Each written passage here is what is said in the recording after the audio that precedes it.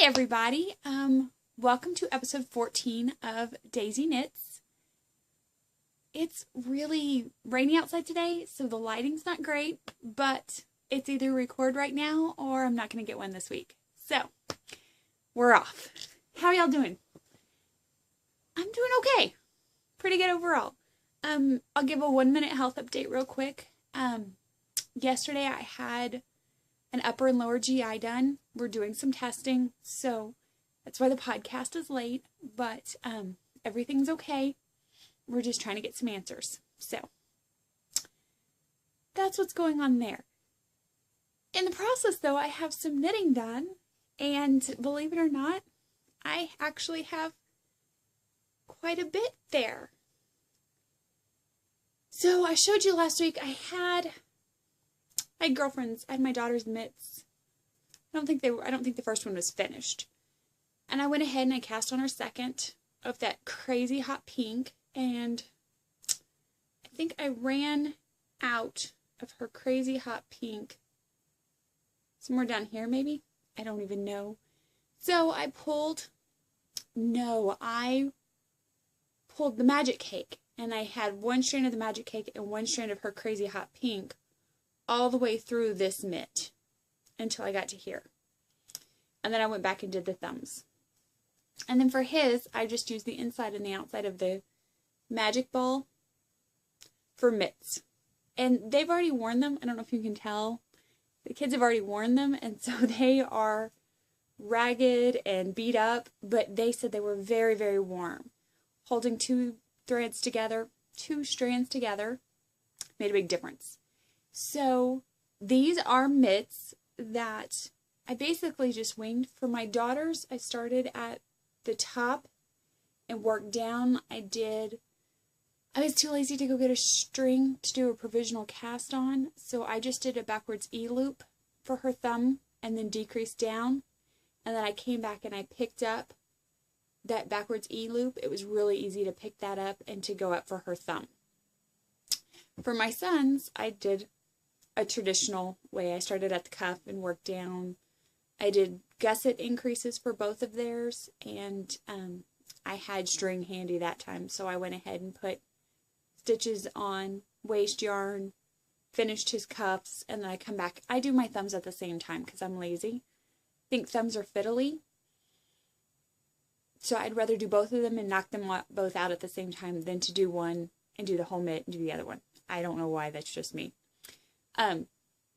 Kitchenered at the top on his. For hers, I did my Jenny Super Stretchy bind off, and I do it every other stitch. So that way it's still stretchy, but it doesn't flare. I did make the cuffs kind of long just so they'll tuck into their coats. They're kids, they play outside. But there we go.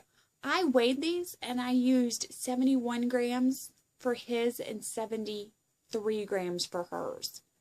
So the kids have mitts, they're happy, and of course it's raining and it was like 58 degrees yesterday. Go figure, right? But they have mitts. So that's the FO of the week. I finished those like Tuesday, and I knew that I couldn't go too long without having some knitting in my hands. So I promptly cast on my pattern called Off the Wing, and it's just a crescent shaped shawl. Let's see if we can see some of these colors. This is Fibro Fibers Into the Wool exclusive, Into the Wool special edition, and this is the Nightfall, the sport weight. So there's 384 yards. So what it does is it starts out with this blue and green, and then it goes down, and as you go through the ball, you start getting these little flecks of brown, and it'll transition into this solid brown here. Because this is a limited edition, and I don't think she's currently dyeing, I wanted to use every last yard that I could of this stuff. So that's part of why I chose to go with Off the Wing, because I do use every last bit of it. So that's what's on the needles. I'm using a US 8, which is a 5.0 millimeter. These are my Royales again. They are from Knitter's Pride. They're etched down here, you can see. I tend to wear that off pretty quick, but they're also in the metal down here.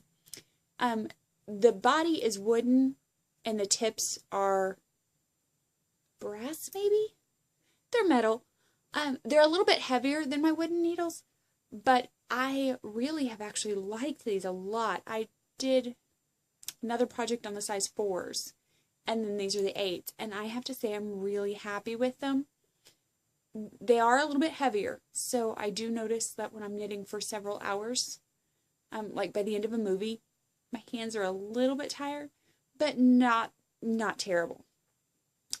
I found that I just need to put my knitting down, stretch out my hands, which you're supposed to be doing anyways, right? And I'm good to go. But I have to say I'm really thrilled with these. I also love the fact that the cables are color-coded. So this is my 24-inch cable. I don't remember what all the colors are, but they're all a different color. Each length is a different color. I love that. So I'm really tickled pink by that project. And that's really the only project I have going on the needles right now, with the exception of my Master Knitter stuff. So I actually sat down, and I have a hot mess. I'll show you my hot mess real quick, but it makes sense. It's a hot mess, but it makes sense. I sat down and I did basically 2 swatches. I have to seam these 2, and I'll have to seam these 2, which I haven't done. These 2 here are a 3-needle bind-off, which I don't really have to do the research on that, but I need to have the research to support it, so it hasn't happened. And then these 2 are actually bound off in Kitchener in garter, which I have never done before. So I'm in the process of doing more research for that. I don't know if you can tell. They are short row shaped, so that's why they look a little bit wonky. Let's see if I can get this one straight. But I also had to do 2 different styles of short row. So this swatch here was done in the German short row shaping, and this is the traditional wrap and turn. To me, it's traditional. I don't know what short row shaping y'all know. To me, traditional was the wrap and turn. So that's what's done in the garter, and the other one, the stockinette swatch, is done with the German short row, which I'm still loving. So I'm working. I've made progress. I've got 2 swatches. I just need to have the research done before I do them, because I don't want to do it. I don't want to do the 3-needle bind off and then find out I've learned it wrong.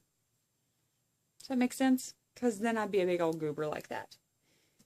But speaking of Master Knitter, I thought I would show y'all one of the books that I'm using. This is the Big Book of Knitting by Katrina Buss. I picked this up off of Amazon 2 weeks ago. It was like $4.30 some odd cents. It was less than $4.50.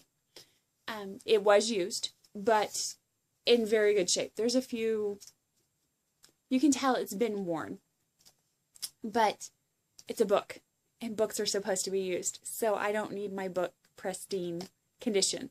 I want my books functional, which this book is.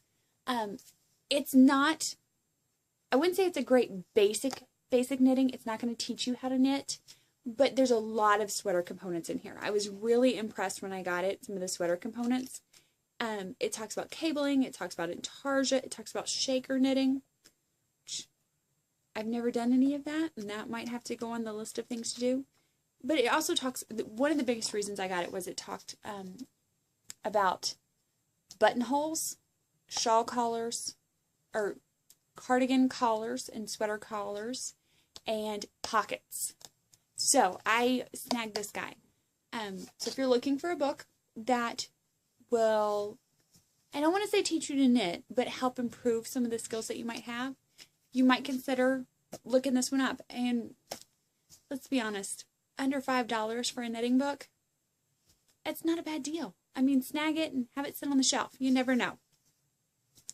So that's my book.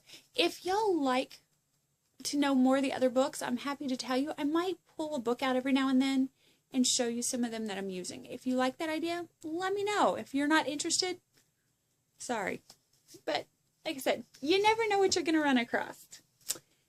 So there's that. My game plan is to finish that master knit, those 2 swatches before I knit anything else. So I'm hoping I'll have some time this weekend to sit down and do that, but I never know for sure. I just don't know. So that's that. I have no future knitting plans, to be honest. Sorry. I have no plans. I just haven't figured out what I want to do. I'm probably going to sit down and have a little chat with my stash. See what jumps out. I'm kind of hankering for more socks just because they're portable and lovely, but I haven't sat down and just really looked at the stash to see what I wanted to do next. The only other thing I have to share with y'all today is the Knitting Pipeline Retreat bags. I got my hot little hands on a couple of them from Willow Rose. So let's see. Can y'all see? I love this thing. It's gorgeous. We found these beautiful zipper pulls. Bagpipes to go with Paula's logo here. And then we managed to dye separate from each other, because of course we're not anywhere near each other. I dyed up the sock blank that goes with it. And I just pulled a random one out. So here's the sock blank. It's got a little edge of orange and then the blues and the greens. So let's see if I can do this without being a total hot mess. Can you see that? I'm like gone. Here we go. That's the kit. I will put the order form. Apparently I forgot to put the order form up in the last episode. I will put it up in this episode thread. You can also find the form on the Knitting Pipeline Retreats board on Ravelry. But I will link it with this one too. And I think that's all I have to chat with you today about. I never know for sure, right? But if you have any questions, contact information's at the end. Otherwise, I'll see y'all next week. See ya!